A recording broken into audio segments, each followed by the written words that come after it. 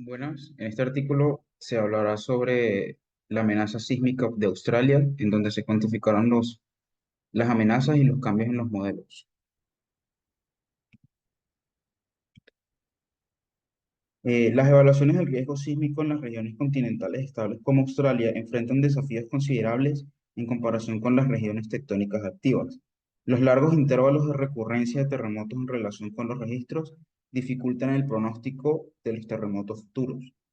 Por eso, el análisis probabilístico de riesgo sísmico se ha utilizado ampliamente en las últimas décadas para proporcionar información sobre los peligros sísmicos.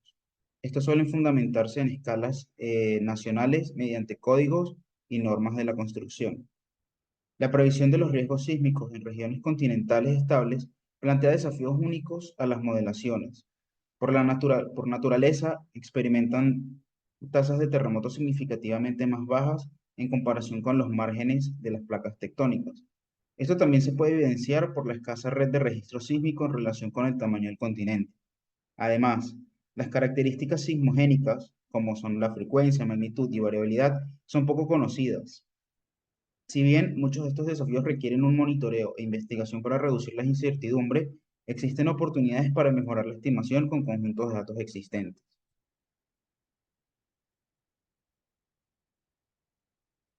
Aquí se puede ver cuál es el riesgo de la amenaza sísmica para Australia y procedemos a hablar sobre el entorno sísmico tectónico. El continente australiano se encuentra dentro de la placa indoaustraliana y Clark y Cole desarrollaron por primera vez un modelo de dominio tectónico que subdivide el continente por sus características. Estos dominios son generalmente consistentes. El catálogo de terremotos que sustenta la NSHA-18, que es la norma sismorresistente de Australia, se basa en observaciones instrumentales de todas las redes disponibles, como en observaciones no instrumentales conocidas. Asimismo, hay que mencionar que Australia tiene un breve historial de sismicidad en relación con muchas regiones a nivel mundial. La sismicidad se ha mantenido relativamente estacionaria con el tiempo en las tierras altas orientales, pero parece haber aumentado en la zona sísmica suroeste desde la década del 40. Por lo tanto, se puede esperar terremotos de hasta magnitudes 7.6 y podrían ocurrir en cualquier lugar a lo largo de la corteza australiana. Los terremotos dañinos se consideran de baja probabilidad, pero son eventos de alta consecuencia. Debido al entorno estable del continente, no se consideraban en el diseño de edificios. Pero luego del terremoto de magnitud 6.5 de 1968, se actualizaron las compilaciones sísmicas. Se estima que hasta el 70% de los edificios nacionales se construyeron sin tener en cuenta estos sismos, lo cual representa un riesgo heredado significativo. El proceso de la NSHA-18 busca proporcionar una amplia participación de la comunidad de ingeniería, sismología y la comunidad sísmica para actualizar el modelo de riesgo sísmico.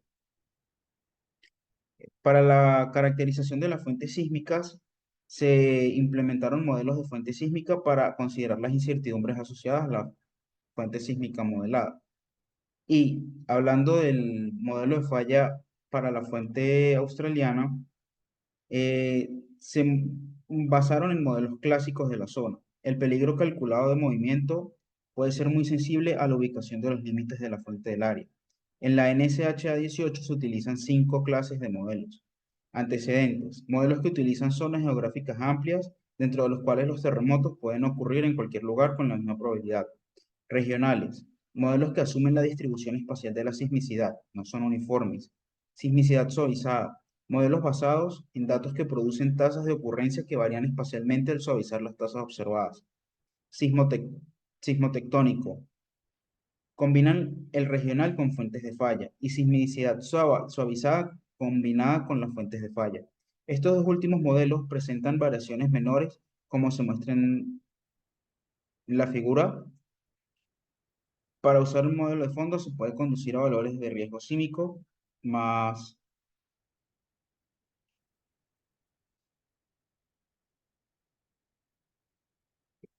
Aquí se pueden ver los tipos de estudio, los tipos de modelos que se utilizaron,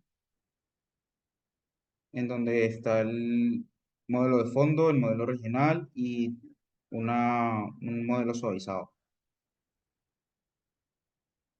Para las fuentes de margen de placa norte, se estima que los terremotos desde Indonesia y Papúa Nueva Guinea tienen el potencial de generar sacudidas importantes en el norte de Australia. Por eso también se adoptó en la NSHA un modelo de riesgo de tsunami probabilístico. Para la caracterización del movimiento de tierra, la variabilidad aleatoria y la incertidumbre en los modelos de atenuación del movimiento del suelo son dos de las mayores incertidumbres en las evaluaciones del riesgo sísmico probabilístico. Esto particularmente es cierto en Australia, donde hay pocos datos de terremotos moderados a grandes. Los modelos de movimiento del suelo generalizados son esencialmente para Australia. En cambio, se pueden usar enfoques basados en simulaciones.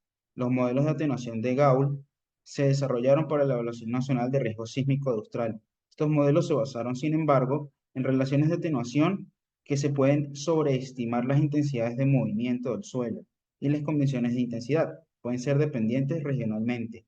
La percepción general de que los modelos de Gauss subestimaron las aceleraciones, por lo que McHugh dividió los contornos por 750 a calibrar en PGA. Este factor de conversión reduce el valor de 762. Aplicar este factor a las predicciones produce PGA efectivos en un 30% hasta un 65%. En la implementación del modelo de peligro se desarrolla un modelo nacional para Australia utilizando el motor OpenQuake. El catálogo de terremotos del NSHA 18 se utilizaron modelos de magnitud, completitud regionalmente independientes y se aplicaron tasas de ocurrencia de terremotos múltiples para cada modelo de fuente de sismicidad cuadriculado. Los valores medidos de PGA y aceleración espectral se calcularon para una clase de sitio y se generaron curvas de riesgo para una probabilidad del 10% de superación en 10 años. Se calcularon valores de peligro para más de 54.000 sitios y se proporcionaron mapas y cuadrículas de datos para otras probabilidades de superación y conjuntos de medidas de intensidad de movimiento del suelo. De magnitudes locales, el riesgo sísmico de Australia se ha reducido significativamente debido a ajustes en las magnitudes de los terremotos en el catálogo. Antes de la época de 1990, se utilizaba una magnitud local de Richter, que tiende a sobreestimar magnitudes para distancias regionales mayores a 200 kilómetros, en comparación con las fórmulas modernas que se utilizan hoy en Australia. Para corregir esto, se ajustaron las magnitudes locales utilizando la diferencia entre las correcciones de magnitud de California y las de Australia. Esto ha disminuido las magnitudes de terremotos registrados a distancias regionales. Como resultado, las tasas de ocurrencia de terremotos también han disminuido. Es importante tener en cuenta que estas correcciones probablemente subestiman la magnitud real de los ajustes necesarios, ya que la divergencia entre las escalas de California y Australia aumenta con la distancia. Por último, como conclusión, podemos decir que la NSHA 18 ha tenido avances principales en el uso de una amplia gama de modelos de fuente sísmica para considerar las incertidumbres.